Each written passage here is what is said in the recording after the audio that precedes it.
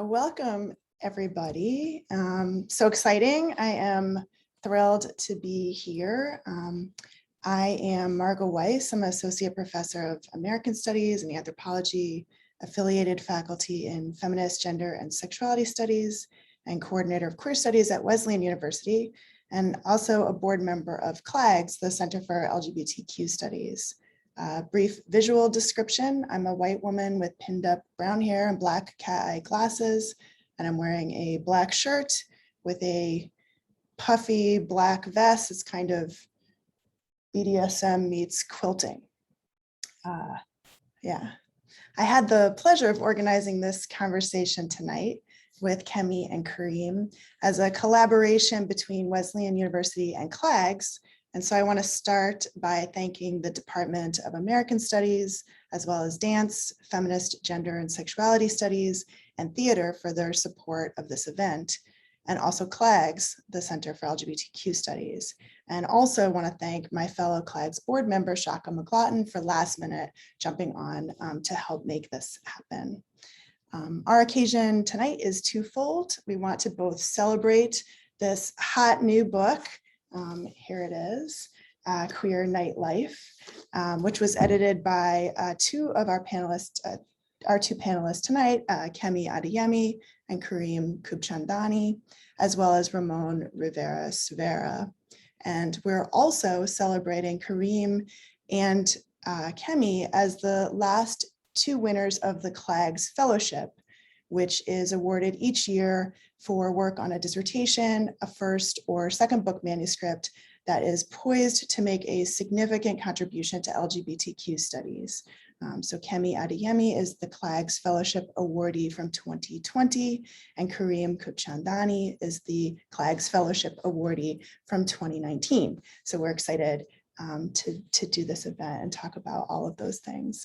As we get started, here's some brief access and tech notes. This event has embedded captioning. You should be able to access that and put it in the chat if you need any help with that. Thank you to our captioners, Caslo and Antwain. This event also has ASL interpretation, and thank you to our interpreters, Alyssa Besher and Kathy Markland, who will be alternating tonight. The chat is open, as you've already seen, so feel free to pop in, say hello, share resources, so we can be a little more collaborative and like together, even though we're on Zoom. And the event is being recorded tonight, so we'll upload it to CLAG's YouTube page, and I will actually pop that in the chat once we're done. But before we get started, I'm going to turn it over to the CLAGS board co-chair, Laura Westengard. So, Laura. Hello, everybody. My name is Laura Westengard.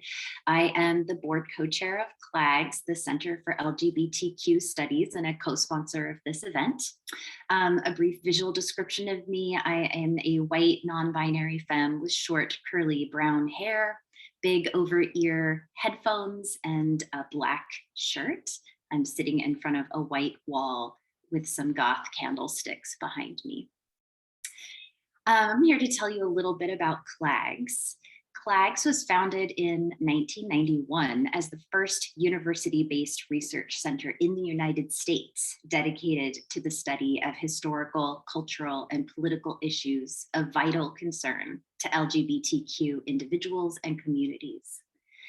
CLAGS nurtures cutting-edge scholarship, organizes and co-sponsors events for examining and affirming LGBTQ+ lives, and fosters network building among academics, artists, activists, policymakers, and community members. CLAGS stands committed to maintaining a broad program of public events, online projects, and fellowships. As you see here today, we have 2 fellowship winners that promote reflection on queer pasts, presents, and futures. But we can't do it without you.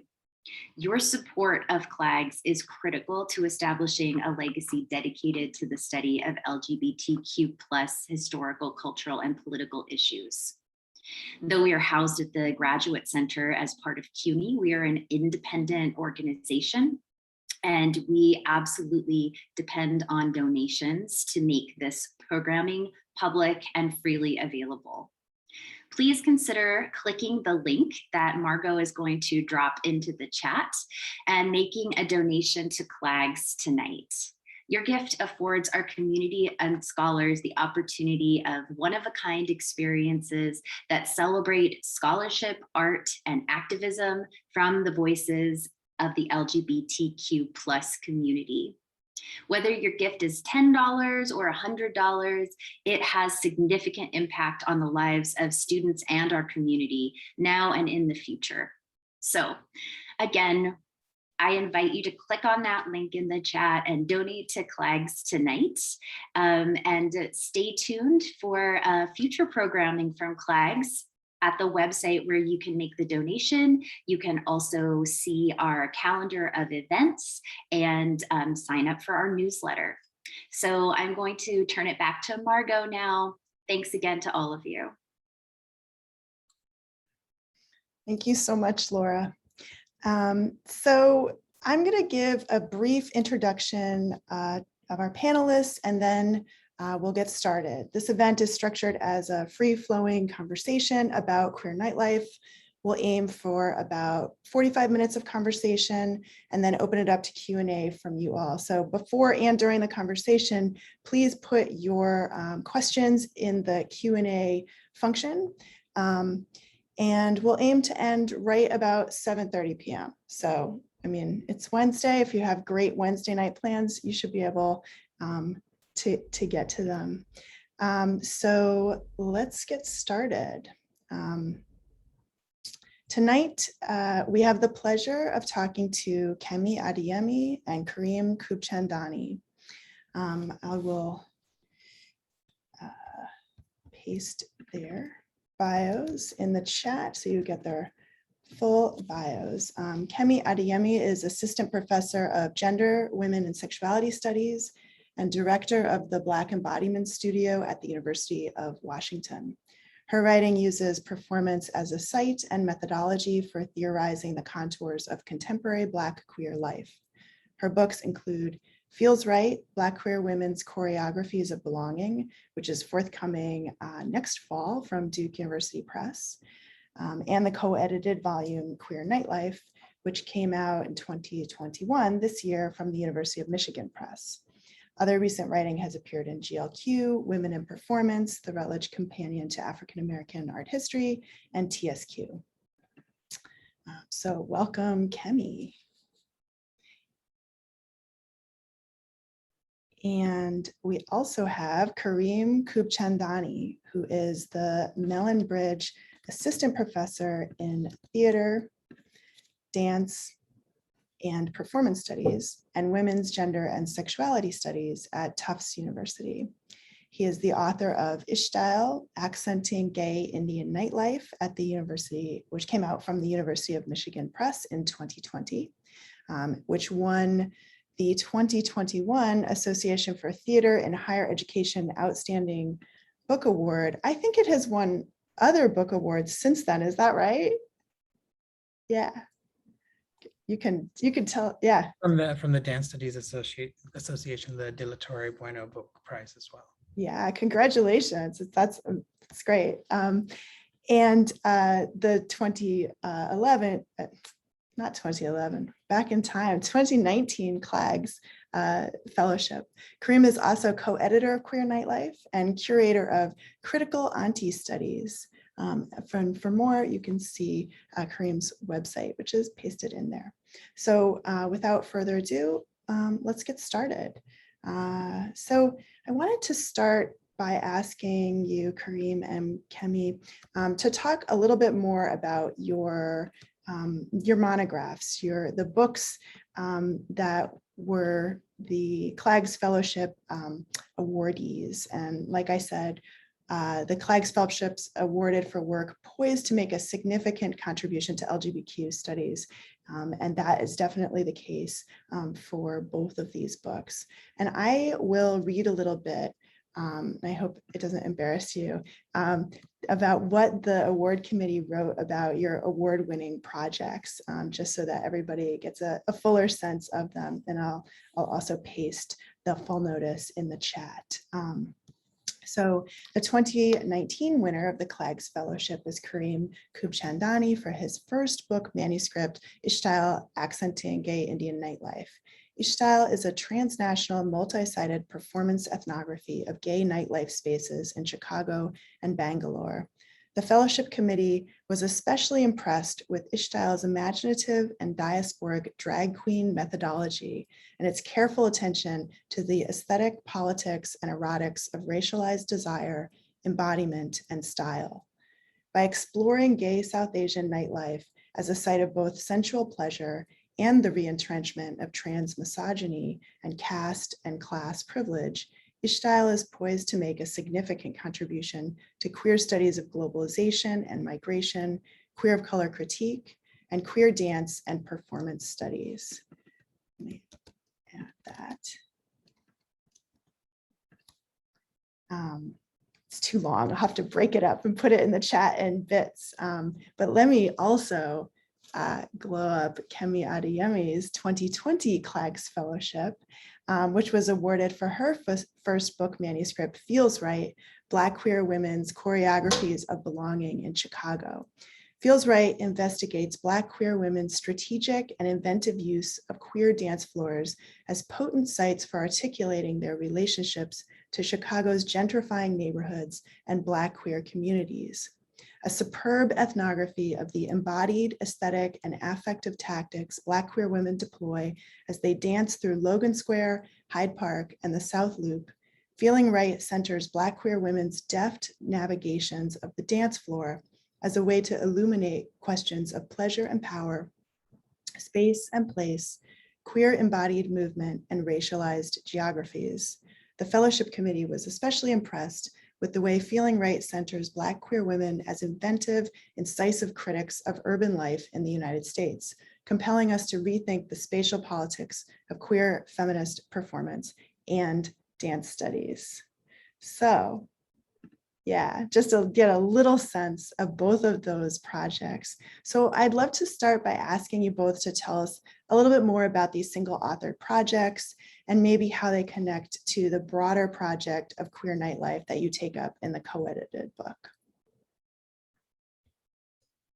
Thank you so much for having us. It's always, I'm always in good company when I'm with Kareem, and thankfully I get to be with Kareem often, not only kind of virtually, but in person. We make an effort to see each other. I think that Kareem and I, we came out of the same department, performance studies at Northwestern. And I think that our books are really our solo author books are really in conversation in how we approach ethnographic methods as useful for thinking about dance and as useful for thinking about the ways that queer sexualities, queer communities come together in sites of pleasure and play. And I think, I'm speaking for you now, Kareem, I think we both actually are really invested in the ways that the dance floor is kind of always failing us. That, it's always a struggle to get to the function. It's always a struggle to have fun once you're there. There's always drama that, pushes you off the dance floor or that follows you when you leave the party. And I think that, I know I'm certainly very invested in this, and this is a kind of intentional element of my particular book. And I think it comes through in Kareem's book in really in important ways, that those moments of struggle and failure are precisely where the forms and definitions of sexual communities come into play. And so I think that is mapped out in our individual projects in really defined ways. And I think it is part of the investments of Queer Nightlife, our co-written volume that we wrote with or that we edited rather with Ramon Rivera-Cervera. Like, I think that volume is looking at queer nightlife communities worldwide as always formed in struggle, but in the shared drive towards certain forms of desire and certain forms of pleasure, and that it's, incumbent upon us to be able to read pleasure and play together in direct conversation with, struggles over the literal dance floor, how we get to dance, how we get to move, where we get to move, when we get to move, and when that kind of movement is foreclosed. And so I think that there's a really clear kind of through line between our individual projects and what's happening in the edited volume. And I think, just going out in Chicago, I think our experiences of having to traverse neighborhoods and find creative ways to just get to the party that we wanted to go to gets to this idea of struggle, right? But also just when I was out with friends, I had friends who would say, I'm going to step out of the club to take this call with my office in India and then come back in, or I can't go out tonight because I have a call. And when I was in Bangalore as well, people would leave the club and go straight to their call center jobs to take calls from the US. So there was the kind of spatiality of moving across spaces that are marked for different kinds of bodies, and then the temporality also of when is nighttime leisure and when is it work. I think were questions that were raised for me as I was enjoying these spaces with Kemi and with other friends, and that developed a lot of the questions for me. But that's why work becomes a central question in my book, to ask, who are these people who are thinking of nighttime as escape, and does nighttime actually ever allow us to escape the sort of strictures of heteronormativity and racialization and Orientalism and caste, etc. And I know, and Kemi's project and mine both sort of start in Chicago, but we tell such different stories at the exact same city, which also speaks to the way that spatiality pushes us in different directions, right? It locates gender and race in different ways. And so I think political economy and questions of gentrification show up in both our work and very much so in Queer Nightlife. So I think the differences between our work and also Ramon Rivera-Cervera, who works in the US-Mexico borderlands and between Puerto Rico and mainland US, I think we were using similar methodologies, but arriving at very different places, which made it really exciting to share our work and invite more folks into the conversation. Yeah, that's great. I want to get back to that kind of pleasure, desire, but also constraint and kind of different spaces when we get more into the book. But maybe before we dive right into those big intellectual questions, you can tell us a little bit more about the the origins of the book, the context, the collaborative process, and thinking about, narratives of queer nightlife that maybe this book, by centralizing queer and trans of color experiences and arguments, maybe speaks against. So just kind of the context and the process that brought you to this. There was, I think, something really generative that came from our reviewers actually was reminding us, you're making a field, right? By publishing this book, you're actually creating a world that invites others in to develop knowledge in the legacy of all these other folks who've been working on queer nightlife studies, because it's happening in sociology and in anthropology and in performance studies and in theater studies and in literary criticism and in history, but it's never been given its space. And so the introduction to the book really tries to carve out a field that has a genealogy, particularly in queer and trans of color critique. But we came to this after, we came to publishing the book after hosting a symposium at Northwestern in 2014, if I'm not mistaken, that was pulling together the few people we knew were working on queer nightlife. And since then, that number has grown, and more folks, we learned of more and more folks who were doing fabulous work and wanted to invite them in. And so I'll let Kemi take it from there as to how we built the project. And Yeah, so we started in a day-long symposium, bringing together people from a variety of different fields, people who had carved out interests in queer nightlife in the most expansive definition of that phrase, who had carved out interests in queer nightlife in their kind of fields. And so there was this way of that we all felt quite disconnected. I know that, when I was sort of developing my work, I really didn't have a clear model for who I could be reading. And so you really do have to kind of, when you're thinking about queer nightlife, you really do have to cobble together a lot of interdisciplinary resources, which is great, and so we just wanted to take the opportunity to kind of bring these people all into conversation at the same time. And over, in the sort of productive aftermath of that symposium, we just kind of were in constant communication with one another, me, Ramon, and Kareem, and also the people that we had been in conversation with over the course of the symposium, just like truly incubating ideas and thinking about what does it mean to do work? What does it mean to do research into queer nightlife? How can we do research in ways that demonstrate that nightlife research, it is work, and that work that we do in the club can also reflect the work that people are doing to make queer nightlife happen. Like the labor of production of the queer nightlife space cannot be understated. And so as we were kind of developing these ideas in conversation with one another and in conversation with people who are also working in kind of more traditional queer nightlife club and bar spaces, we were wanting to be really attentive to the ways that the phrase queer nightlife has to encompass the modes of gathering that are not organized around the bar space or the kind of commercial exchange of a place that you own or that you rent out.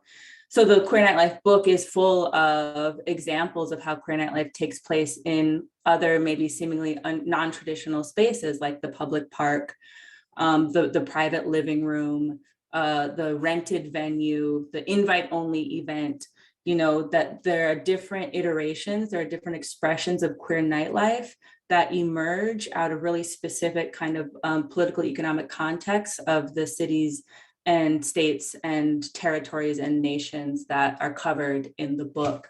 So we were really wanting to be really careful about charting the ways that queer nightlife is always extends beyond the club. It is more than just, gay men at the, disco party kind of, cliche of what queer nightlife looks like, and also the kind of academic genealogy of what we might identify as queer nightlife. It really does take place in the club, in the top 40 bar kind of thing. And so those, we had some really intentional kind of conceptual concerns, and we were also wanting to kind of generatively make do with the people who we know who are in the field and the kind of network, the broader network that we were a part of, and wanting to kind of name that and give it a platform. And there were a few people we reached out to who perhaps didn't explicitly didn't call their work queer nightlife work, but it was in that world, and we're like, well, we see it as queer nightlife work, right? And I teach your work as queer nightlife work. Might you think about writing for us in this way? And I think the other thing we were really trying to be thoughtful about is making sure there's a mixture of junior and senior scholars in there. I think thinking about people's careers and being able to say I was published in a book with someone who might be writing for me when I'm on the tenure path. I think that really creating those kinds of connections and allowing people to be in conversation through this book was really important to us. And also thinking across geographies, from the Pacific to Middle East to South Africa to South Asia, just trying to reach across space in that way. We've got New York and LA in there, but we've also got Portland, Maine, right? So just diverting and reorienting the geographies that we usually associate with the sort of coastal, gay, white, male nightlife. Yeah, that's fantastic. Reorienting, disorienting. That also, thinking about the book as a kind of conversation, a collaboration, the people who are in the book. I also, one thing that's striking and and fantastic about it is the way you have interviews also with artists and with artist scholars.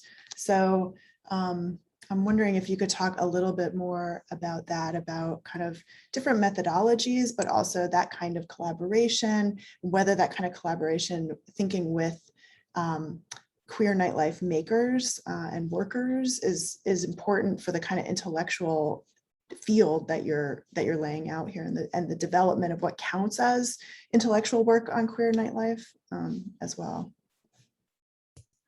Yeah, I think Ramon, Kareem, and I really share an investment, like we were kind of talking about earlier, in the labor of producing queer nightlife.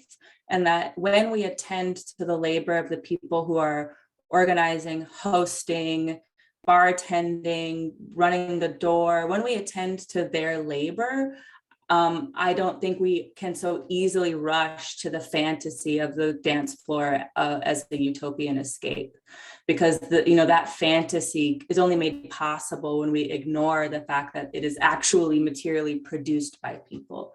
So I think we wanted in the book to really spotlight some of the people whose labor allows us to attempt escape on the dance floor in certain kinds of ways. So there's interviews with performers, the people who like animate queer nightlife as a performance stage. It's interviews and just conversations about the people who run the door and what the experience of marking entry into the queer nightlife space looks like, and the kinds of labor and that entails. And so I think that the introduction of interviews alongside more traditional academic essays is really an attempt to bring the practice of academic inquiry into like material close conversation with the materiality of our ethnographic field sites. Well, the three of us work ethnographically. A lot of this work is kind of social sciencey, ethnographic-y. And so just kind of what is that, like practicing what you preach or whatever, like we're actually drawing these people into the form of the book, and not and in their own voices as well, not just sort of where we are writing about them, but where their voices are given sort of equal purchase. And I think there are also examples in the book where you see the scholars themselves are working nightlife, right? So Karen Jaime is actually working the door of Nowhere Bar in Brooklyn. Enzo Vasquez Toral is part of the fiesta community that he's writing about in the Andes. In my own research, I perform in drag as part of my research in the nightclubs and at the parties I write about. So there are all these ways that we know the work because we do the work as well. And some of the interviews include an interview with DJ Rekha, who hosted Basement Bhangra in New York for a very long time. Mayra de la Cruz does an interview with Alexander Pavlikovich, who is a dancer in Lebanon, and talks about balls that Alexander hosts there in host there. And Ramon has a beautiful interview that thinks about aging in nightlife with a Puerto Rican punk queer musician. And so, they all do different kinds of work to think about the labor of being in those spaces. But a lot of our authors have actually worked in nightlife or even worked at the dance floor, right? And are invested in thinking through the labor that is happening in the space. Yeah, that kind of leads to the innovative way you structured the volume with the 4 different sections: before, inside, show, and after, which already kind of disrupts the focus on like the spectacle or only the inside to like force a consideration of the larger context, the structure around which any moment of nightlife happens. But maybe you can talk a little bit about that structure and how you kind of see that as shaping the volume, and also the field.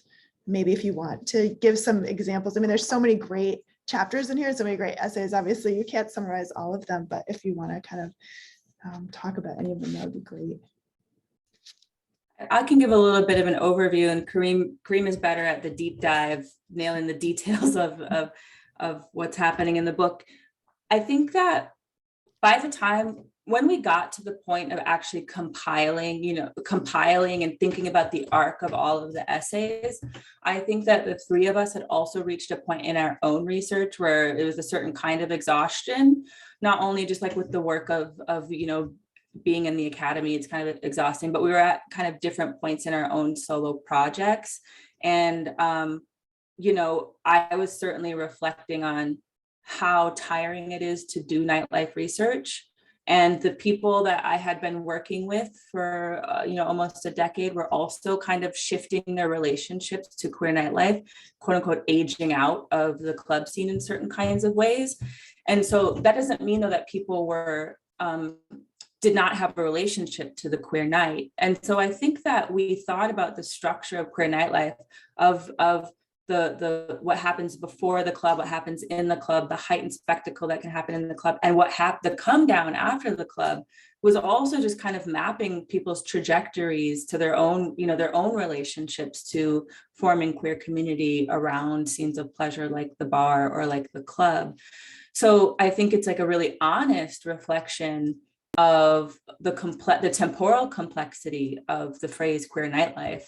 And it was also a way that we could spotlight how people, scholars, makers are approaching queer nightlife from different kind of entry points. Not everybody participates in queer nightlife because they want to be like on the dance floor inside of the bar. A lot of people like to hang out in the parking lot during the event, or what they enjoy is like pre-gaming and collectivizing and then traveling together to the club, or the moment when the party's over and you leave and you go home. That can be sometimes the most profound time when people connect to their like racialized sexuality. And so really kind of segmenting out those different time zones of the queer nightlife experience allowed us to chart the complexity of queer nightlife, but allowed us to spotlight different scholars as they engage with queer nightlife in very, very different ways that are complementary and that give us a full picture of, again, this phrase queer nightlife. So we start with before, right? And there are all these imaginaries around what nightlife is supposed to hold. And so Martin Manalansan teaches us about the kind of myth making of sexual pleasure that surrounds queer nightlife. And then Caleb Luna asks, what am I going to wear and how am I going to address my fat brown body to go out tonight? Emily Bach thinks about what it means to wait in line to get into the ball, and how waiting is its own practice of nightlife, of sharing, of community, of exchange, of intimacy, even before you get inside. And then we get inside the club and we see Eddie Gamboa talking about darkness as actually constitutive of all of the possibilities that nightlife seems to afford. But darkness has to be made, right? And it's not sort of a given, especially given forms of surveillance that are always trying to capture bodies. Sabia McCoy-Torres focuses on Pause Ambush, a dance hall dancer who, it's a close reading of dance, and it takes us to the dance floor as this place where space is made and the body is used to shift other people around and divert attentions.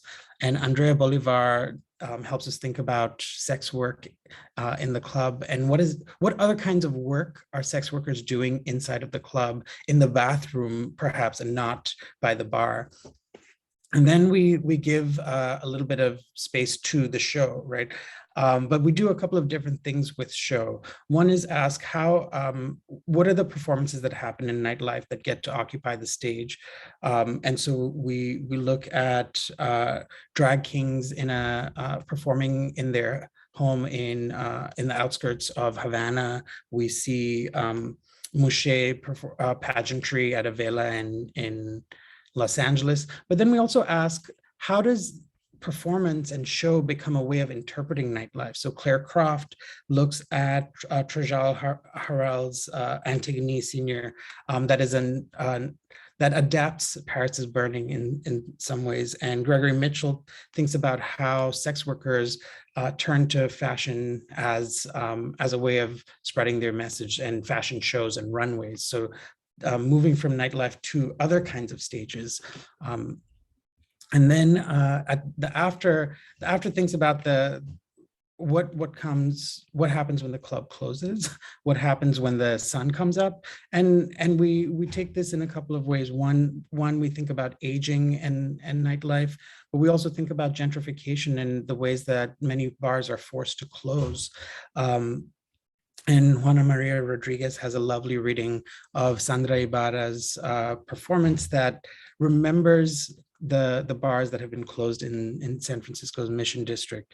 And then we also think about nightlife's ability to persist in Jifei Cheng's essay, Keeping It on the Download, that thinks about how the gestures of Paris is burning transfer all the way to Hawaii and offer queer and trans artists resources across the Atlantic and Pacific. So in all of these ways, we really extend beyond the bar and club, but we also extend the time of the bar and club beyond night time, or question the temporality of night at all.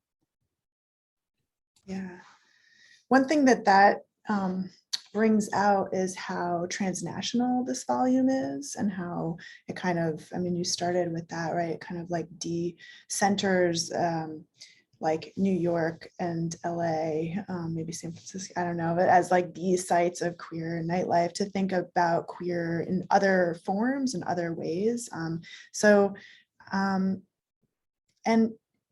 part of that seems like connected to both your other work, both your monographs, as well as a real attention to the constraints and the sort of larger histories, structures, trajectories that inform the possibility of this kind of like space making in different places. And so there's something about that, like these ecstatic openings or possibilities or joy or pleasure that can happen, and the sort of structural constraints that are always kind of threatening, limiting, rezoning, right, or pressuring in other ways, like from gentrification to like longer histories of, you know, imperialism, colonialism. So there's something also about that, like the way you think globally with your collaborators and more transnationally about what nightlife can mean, that to me seems like it really opens up that a more dialectical approach to thinking nightlife, you know, both as a site of joy, pleasure, desire, possibility, energy, and also like constraint, boredom, violence, work, impossibility. So I don't know if you want to talk any bit more about that in your own work, or. Well, just as you were talking, I was thinking about A.B. Brown's chapter in this book about African refugees who migrate, queer African refugees who migrate into South Africa, which is the Rainbow Nation, and is supposedly more accepting of its of queer folks, but thinking about the spaces that they're excluded from in the cities that they're living in and navigating, but then the kinds of spaces that work for them, right? So AB talks about just struggling to find the location of a party, but it's in someone's house, and it's that house party that becomes this place where these queer African migrants are able to make nightlife and share and offer pleasure and memory and resources across generations as well. And so just that it's not simply like looking at nightlife in different places, but asking what are the conditions in which queer pleasure is made possible for minoritarian subjects, right? Because minoritarian subjects are different and are made by different forms of governance in different nations and different regional imaginaries. And so as you were talking, that's AB's chapter really sort of popped out for me. Yeah, I'm not sure if this will directly kind of answer that prompt, which is a really great one. As you were talking, I was thinking about the ways that I think my solo authored book is really interested in how in a city like Chicago, where people have really lost faith in the formal political sphere, how the queer dance floor becomes a place where they rehearse a relationship to the city on potentially more ethical or just grounds.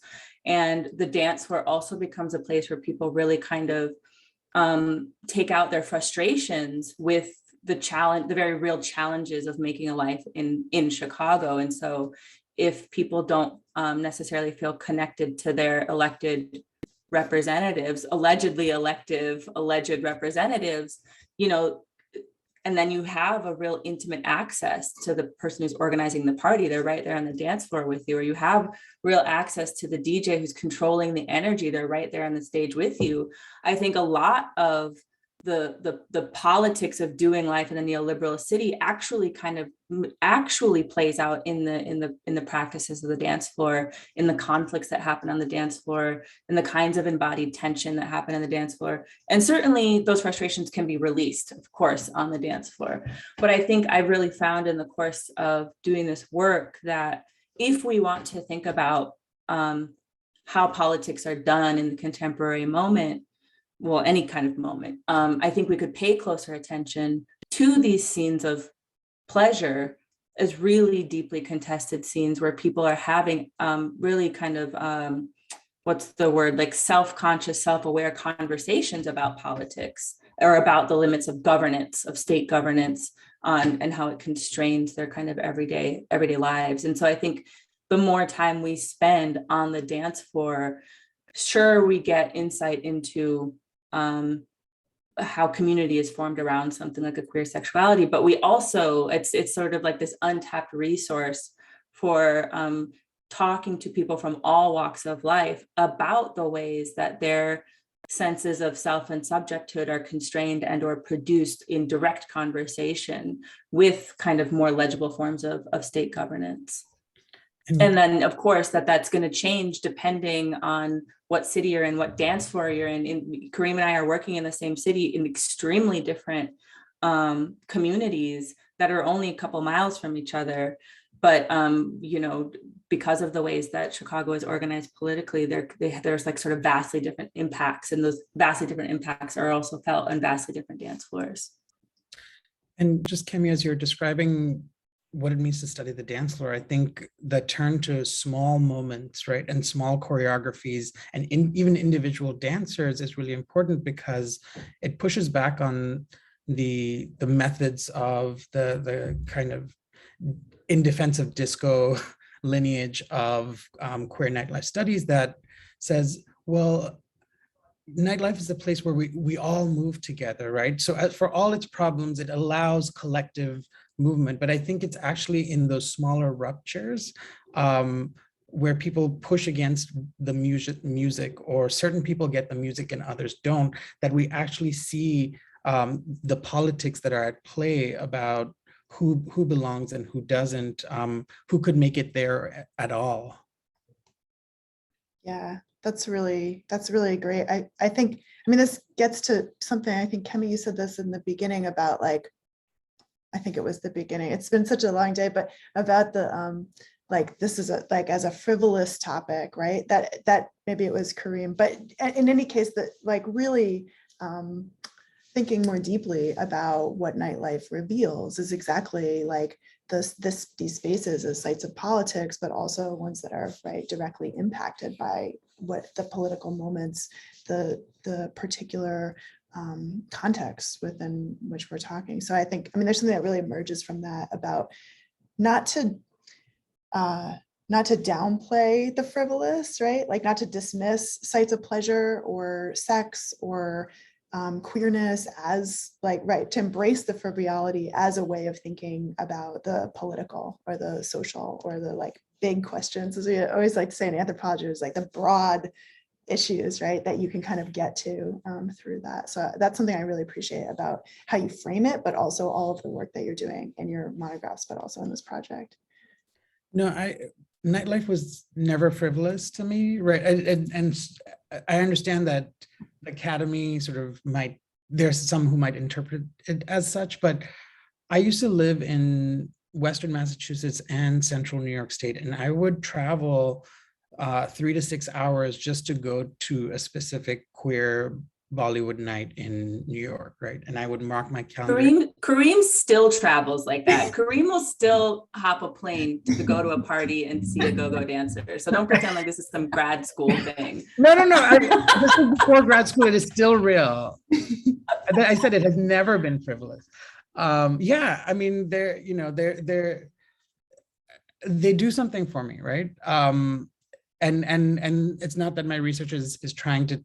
I'm not trying to answer why does it do so much for me. I know why it does, but there are 300 other people there who would travel from other places to show up there. So what is this pilgrimage? Why are we willing to put money into it? It is an industry. It is activism. It is all of those things, and so it has never felt frivolous. And I very rarely questioned doing this project, right? I was having so much fun with it, and I was that I never felt like I had to fight with myself to say this is valuable, because it felt valuable. Yeah, well, we don't have to fight with ourselves about it. We have to fight with potential funders about it. You have to fight with your department about it. You have to fight with, fight for space, for the importance of thinking about the dance floor as a method of cited method of doing politics. And I think people in dance studies, certain segments of performance studies, like that's not necessarily an argument you have to make. People believe you, people understand. There is a conversation that's already kind of built in there. I think the challenge has been like making people who don't dance in their personal lives, making them understand or think about the ways that that kind of embodied practice is important and does something of consequence. And I think that, like, especially early in our academic careers, there, maybe I'm speaking for you, Kareem, maybe this wasn't necessarily your experience, but there definitely was this energy of like, you're not doing real work. Like, you're not doing real work. That's not real research. And that's such a condescending thing to say, but it's also such a condescending approach to like the gazillions of people who go out to dance as much as they can, like every week, every month, who shepherd their resources in particular ways to make sure that they can like go to the party if it's only for a couple of hours a week or something like that, to kind of mark that off as like a frivolous part of being a human being. It's just I don't understand it. It's not right. Because I think it also comes with such an assumption about who we understand like legible, quote unquote, real, viable political subjects to be. And so the kinds of dance floors that Kareem and I are engaging in, we're engaging with people who are minoritarian subjects within a kind of hegemonic understanding of what politics are, where politics is a certain kind of formal appeal to the state for redress. And it's like, well, no, actually people are doing, people are not invested in that kind of state recognition, and we can find them on the dance floor, and we can find them negotiating the boundaries around community, the methods and practices of accountability, and again, the doing and the making of community, like in the span of a few hours, before the sun comes up. And when I give presentations in interdisciplinary spaces, I have often gotten the question, well, what if I don't dance? What if I don't like to dance? And that too, inside of a party or a club space, is still performance, right? That stillness, that refusal, that in my Bangalore field site, it was often a performance of class, right? I'm not going to release my body to the looseness of the space. It was a performance of masculinity as well, to not give of oneself, right? And to withhold in the space. Because if you dance, people might see your faggy movements and then you're like, oh, you, right? So So even stillness becomes its own way of refusing some of the compulsion to dance. But I know Kemi and I have both had this experience. I love that we speak for each other now. But people say, "Oh, your research sounds fun," right? And it's condescending, and it's a way, and my answer to that is like, yes, it is. Like, why shouldn't research be fun, right? Why should we imagine the academy as an agonizing, antagonizing not just, why should we imagine research as a brutal experience, right? Can we not think of research as a gift and as joy, and as complicated and messy, but still fun? Yeah, I mean, especially given all the other things in academia, right? That our research at least could be a site of pleasure or fun or joy, in addition to all of the other things. And that intellectual work can be a combination, right? That kind of pleasure possibility. So yeah, I really appreciate that. I'm kind of, somebody posted in the chat, and I think maybe it just came to us, Troy, about the intimacy of the dance floor, and that's profoundly missed during the pandemic. And he was saying, I never realized how important it is to me. And that's kind of where I wanted to go next with you, thinking about, this book came out this year, right? Like during COVID, in the middle of this kind of extended period of not being able to go out or, get your life out, staying in, and I'm thinking like Summer Kim Lee's staying in, like staying in is the name of the game. It has been for, for all this time. And I kind of want to connect that, thinking about, you're also talking about these longer histories, right, of pressure on queer and trans spaces, for minoritized subjects in particular, so gentrification, neoliberalism, kinds of policing and surveillance. So, the kind of pressure on those public spaces isn't new, but there's something also about the sort of COVID moment that I think, has really sharpened maybe the impossibility, or maybe relocated it. I don't know, maybe it's like, are we getting our life on Zoom? I mean, right? Like, I don't know. So I just kind of wanted to ask you to talk a little bit about the book coming out now, in COVID times, and thinking about going out, staying in terms of like this particular moment, and maybe in the larger context.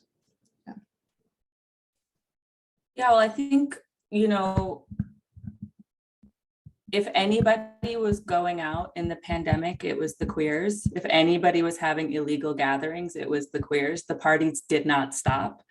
And I think that's a testament, to certain segments of queer communities, different relationships to danger and safety, that we don't need to get into necessarily, but the queer party is always there somewhere, the gays are always gathering somewhere. I think that the pandemic allowed me a moment to recalibrate my relationship to going out, where it often felt compulsory, like you've got to go out, like, oh, it's a Wednesday or it's a Thursday or it's a Friday. Like there's always some reason to kind of go out, and it can become really socially taxing. And so I kind of relished the break. And now that things have opened up, I truly did not realize how much I missed that sense of just kind of being packed in, and that sense of like dancing in public or in semi-public. It's just a feeling that we just don't feel it. It's really powerful, really profound in these ways that even my inability to articulate it felt important. I wasn't able just to like describe it like in my paragraph format, from my book. It truly was something that I got to kind of encounter again in a new way. And I forget actually what your question was. I got lost in my own memory of like being at the function. Oh yeah, something about like the book coming out. Yeah, no, that was it. I mean, what has COVID done to this? What is this sort of staying in, going out pressure? I mean, I really like your affective kind of, response to that. Yeah.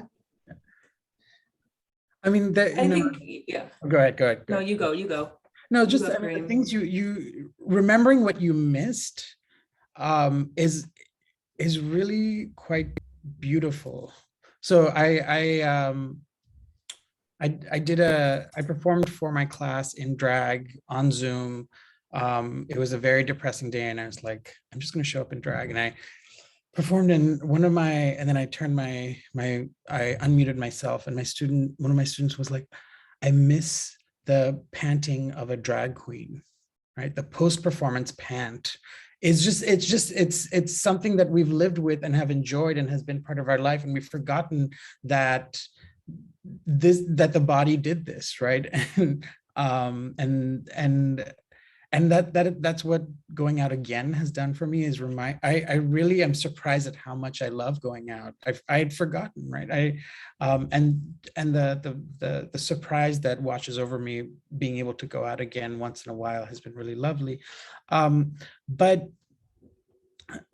to think about specifically my interlocutors who are migrants, you know, living away from home, living very far away from home, and being stuck in places that they don't call home.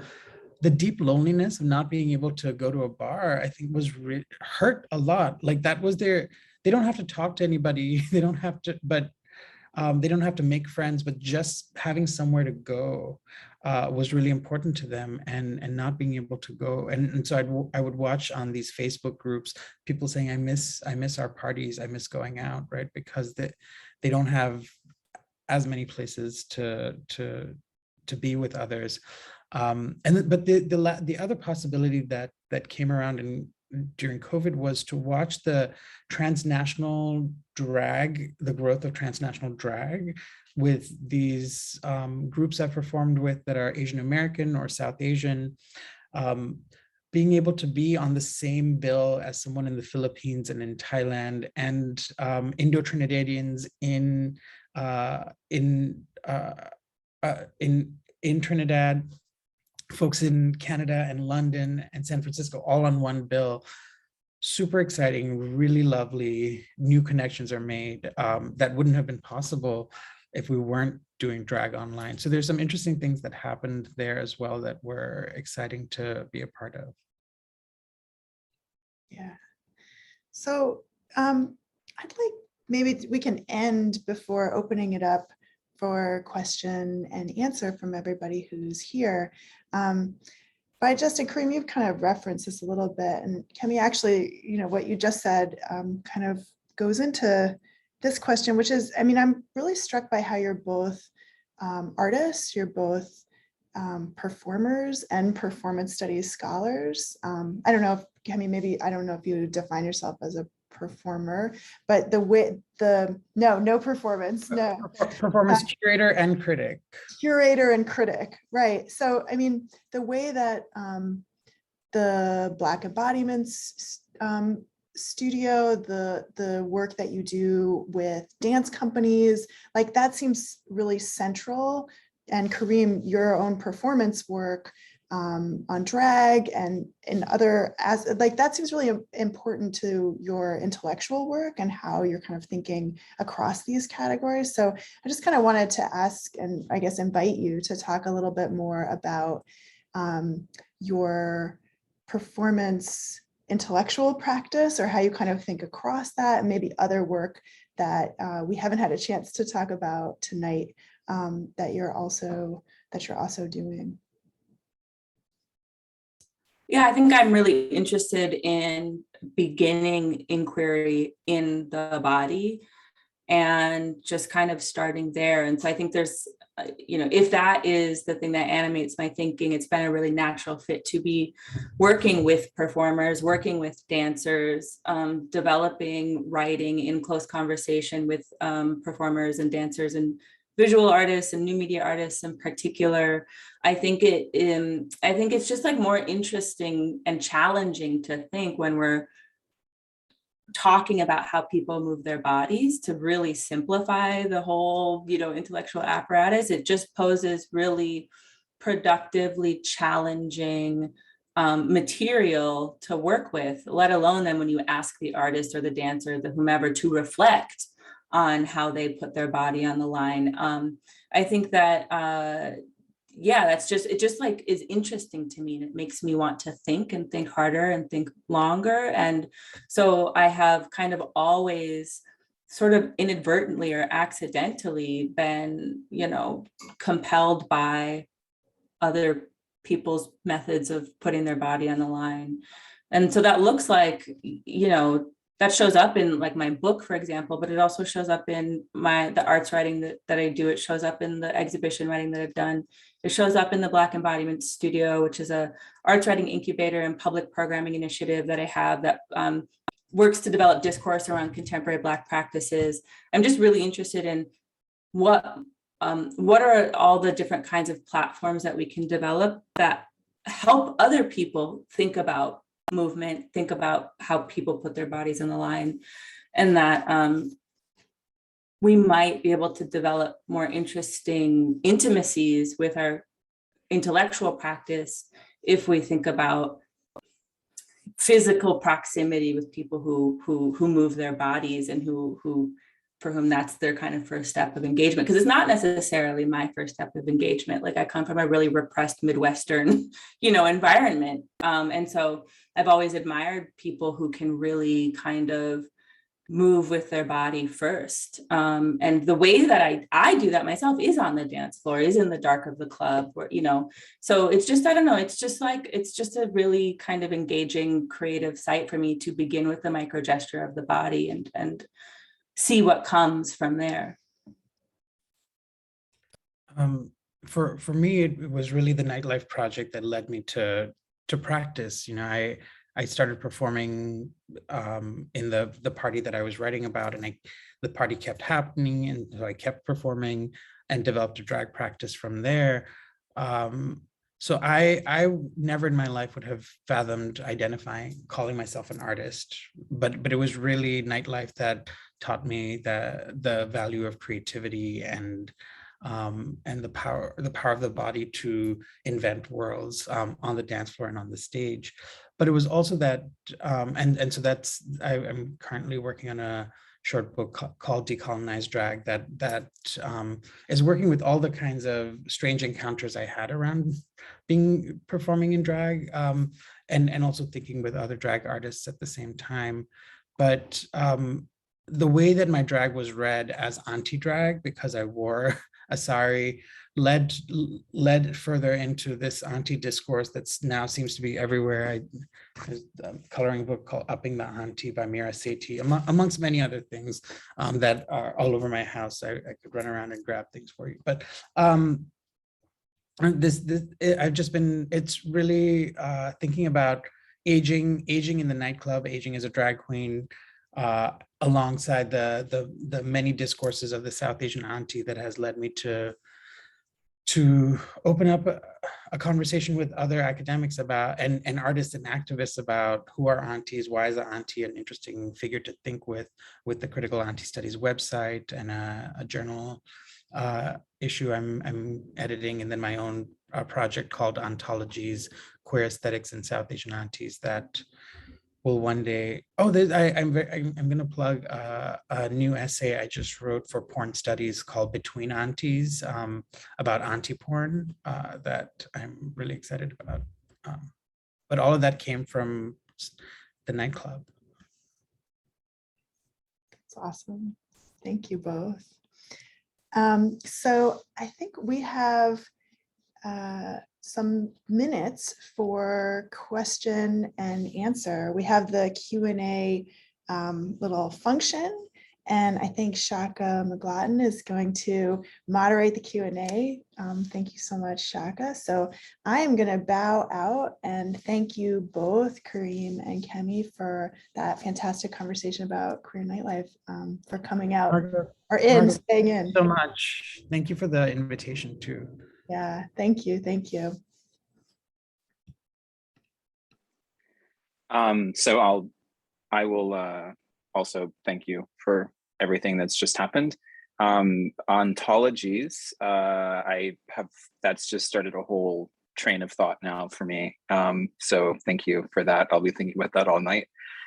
There were several questions that you can also see in the Q&A feature here that came in, and then a couple that just came into the chat. And I'm going to try to synthesize one of them. So E in the chat asked about the complexities and intersectional layers of privilege and oppression within queer nightlife, which I think dovetails with some of the other questions that were being asked in the Q&A feature about power and about power and privilege, whether this is within the nightclub space, within the space of queer nightlife, or in the neighborhoods in which queer nightlife takes place. So I'll let you take it in any direction you'd like. I would actually start with Ramon Rivera Cervera's work, which was actually one of the first critical essays. His essay, Choreographies of Utopia, was one of the first critical essays on nightlife that I read. But one he offers in that entering into the nightclub doesn't mean entering into, or the gayborhood or queer space in general, doesn't mean entering into a space of freedom and access and it doesn't dissolve hierarchies, but rather it is through the body that we might fight, and through dance that we might fight for the space and the possibilities of utopia that we imagine nightlife to afford. And so rather than thinking only about social identities and fixed social positions, I think it's the dancing body's ability to manipulate power structures, the actual other bodies around it, to dialogue with and push against sound. So I guess what I'm saying is some of the ways that I get at this, and I think Ramon, Kemi, and I do, is through aesthetics, right? And thinking through the choice making that people and groups and communities are able to do to manipulate the positions that they're put into.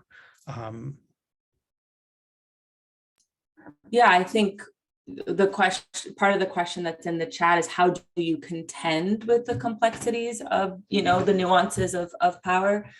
I think that all three of us share a commitment to really carefully mapping out the relationship between something like a zoning decision and the actual kinds of dance movements that might happen on the dance floor, and that those two seemingly disconnected things are actually related, and that we can map out that relationship. And so I think we do a lot of really close analysis of dance movement, like literally mapping out, what does it look like? What does that dance movement look like? How is that person dancing with that person? What is the decision that somebody's made to get off of the dance floor? And how is that decision related to the decisions that the DJ has made or something? And so we do a lot of really close, slow description of the mechanics of the dance floor, rather than just saying there's dancing happening, and then doing really close description of the mechanics of how a city is governed, or how law and policy happen, and so just kind of spending time making those connections, or mapping out how those things are connected through various different threads and streams. And so I think it's less about contending with the complexities and more about detailing the complexities and how they come to be in a seemingly disparate, or how they are manifest in seemingly disparate but always connected kind of domains. Kemi, you're so smart. Oh, thanks. So are you, Kareem. This seems to connect then as well, Kareem, with what you were talking about a moment ago about a project on decolonizing drag. Do you want to talk a little bit about that and how that has maybe come out of the interests of this project? Yeah. So I mean, some of what that project is asking is, what are all the things that we're not inviting into the realm of drag, right? How has our definition of gender performance drag been so confined by colonial understandings of the gender binary, colonial gender formations that we just can't fathom Hijra and Koti performance and Becky performance, and so in South Asia, or Becky performance in the Philippines as also drag, right? Why does it always have to, and especially in a sort of post RuPaul moment, have to conform to this binarized, glamorous formation? And if we look even at scholarship on drag that preceded the RuPaul moment, it actually looked very different, and it celebrated all kinds of messier gender formations and performances that are quite lovely and strange. And so just trying to reframe the way we think about drag now that is really being sedimented by RuPaul's empire, right? This from fracking to having outposts in Chile and in the Philippines. It really is this terrifying empire that fixes what we understand as drag. And then the other piece of the project is also to think about the ways that drag artists and other gender performers are critiquing colonial histories in drag, and just I've seen so many drag Harriet Tubmans, and I'm like, what is that about, right? Like, how does she become the diva for the nightclub is also really fun to think about in the Decolonizing Drag book.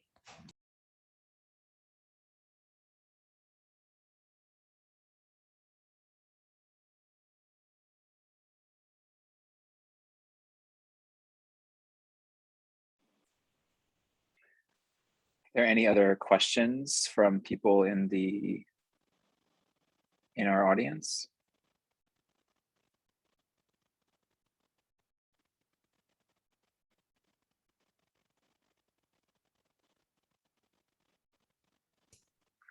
There is a question in the Q&A that I would be useful to address. How do you work with or talk about queer terms and topics that may or may not be known or existent depending on people's different backgrounds and beliefs? That's a really good question, because the term queer doesn't mean the same thing to the same people. It has its own particular genealogy that we don't necessarily need to get into. But I do think it's a useful question thinking about method for both of us. Like, in my solo authored book, I use the phrase Black queer women, and then I spend a certain amount of time detailing the ways that the people that I'm interviewing and writing about, the people who are dancing, do not always identify with the categories such as women or the categories such as queer, and that the dance floor is also a place where people are negotiating the definitions and the boundaries around a term like queer. So a party may say, we are a queer party, come and dance with us. And it will hail people who have different sexual formations, and on the dance floor and in conversation with one another, and on social media, in conversation with the party organizers and stuff, the actual expression and definition of that word queer might have a very particular valence that would be different from the next queer party that they attend. And so in the space of the 6 hours, for example, where you are dancing at the so-called queer party, you kind of live and enliven the capaciousness of that term, or you experience the real restrictions and constraints around that term. For example, like at the door, when, this is a wild queer party, but the door person won't let you in because your visible presentation doesn't match, your government ID or something. And so then you're at a kind of queer impasse, where you see and experience the limits of queer. And so I think, again, in each chapter, or whenever we are writing about something like Queer Nightlife, we have to do the kind of labor to account for the ways that the people that we're talking about inhabit the category of sexuality, or the category of gender, or the category of racialized, queer, gendered sexualities, whatever, how that is being inhabited materially, rather than just kind of impose the word that we use, or that we feel comfortable with, or that we're familiar with.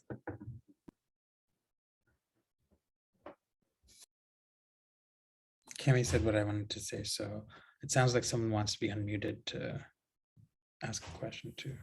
Hello, thank you so much, everybody. I'm Christopher Rivera, and my class, I'm teaching at Coppin State University. We're in West Baltimore. It's an HBCU, and my class is here. So we've been attending the whole time, and everyone's listening in. Thank you so much. Awesome job, everyone. So I'm kind of asking from a teacher perspective. I do interdisciplinary studies, so students have lots of different areas of focus. What advice do you have to the next generation of scholars, artists, performers to move this even further? Because what you guys have done is move this along in a far way. So what advice to the next generation can you share? And thank you very much. Keep partying. You got to go to the party if you want to write about the party. Read other people's writing and cite other people's writing. You know, we can read it as much as we want, but we have to let other people know that we've been reading it. And so I think the only advice is really about entering into the conversation in a way that feels honest and natural to you, while also drawing in the people who have come before and drawing in the people who might come after. And it's really about building intellectual community. And that can happen in a lot of different kinds of ways, but none of it matters if you are not also going to the function, if you are not living the experience that you want to be writing about. I'll also say, write about the things you love, research the things you love. And doing that research may make you realize, oh, it's way more complicated than what I first thought it was. But don't defer, don't like look for the serious, proper object of research because that's what's respectable. And then wait, I don't know how many years to be like, okay, now I get to write about that thing that I actually love, right? Just don't defer. Research can teach you to love it more and have more complicated relationships with it too.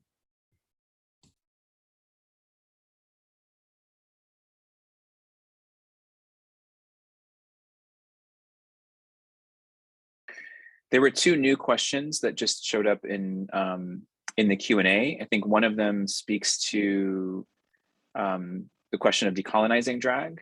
And I think the other from Indigo is in a similar vein. But I wondered if you two might wanted to take a stab at either or both of those. So the question about drag, in the vein of decolonizing drag, how does the expansion of the analytic of drag to non-Western gender practices such as the hijra come along with an expansion of colonial constructions of gender performance onto those bodies?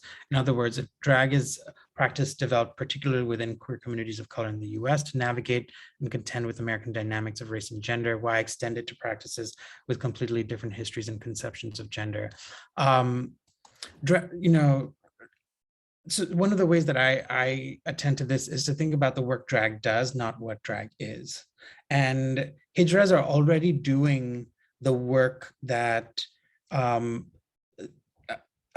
men in India are asking for, but they want gay men to do it in drag in the way that RuPaul does, rather than acknowledging the labor that hijras are already doing, right? So if we think about the work and the aesthetics as opposed to the identity, it's there already. We're refusing to account for it because of prejudices around caste and class and because of transphobia and heterophobia. So it's more about uplifting the work that is already there, rather because drag is in India, as opposed to trying to say hijras are drag queens, right? And trying to apply and trying to conflate categories it's the project there.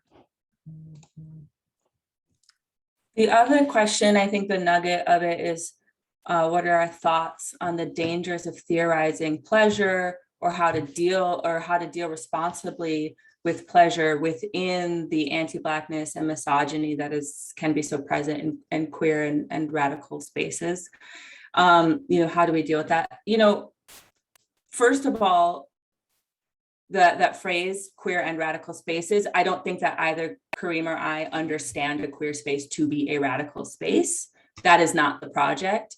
The project is to understand how queerness evolves as a particular political orientation on the dance floor. And sometimes that is really explicit. So you'll have a queer organization that hosts a dance party as a fundraiser for people or causes. And sometimes it's more sort of implicit that there's a radical politics within this queer space because it has been named queer. But the minute that the music starts, or rather the minute the doors open, we can see the ways that the queer party or the gay party or the lesbian party or whatever party organized around a particular sexual orientation, that the politics of that identity category are produced by virtue of the people coming together in the space that is not inherent to the category itself. So something like the anti-Blackness or the misogyny of, for example, a queer party is not an exception to the queer party. It is not a surprise within the queer party, and it is not antithetical to the queer party. It is actually part and parcel of the mechanism of producing a political category like queer, and of producing a community, which is also a political, subject under the banner of queer. So again, the work is about describing how people use the dance floor in ways that consolidate and also fracture community, that the queer dance party, that queer nightlife is always an attempt at a coherent, cohesive community, and it always fails. And that the failure is the useful site for us to be thinking about the intersections of race, gender, sexuality, class, power, ability, et cetera, within a kind of government superstructure that demands we use terms like woman or like queer in order to be legible and perceivable, not only to the state, but to one another.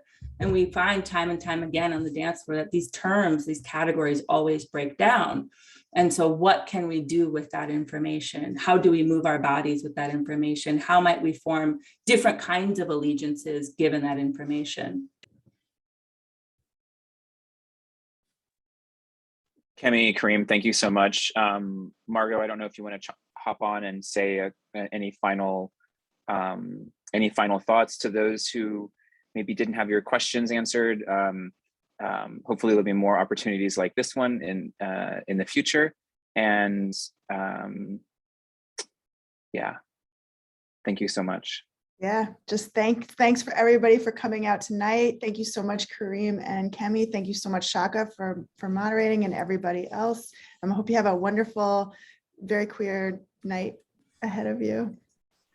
Thank you so much for having us. Thank you. This was really fun. Thank you. Thank you.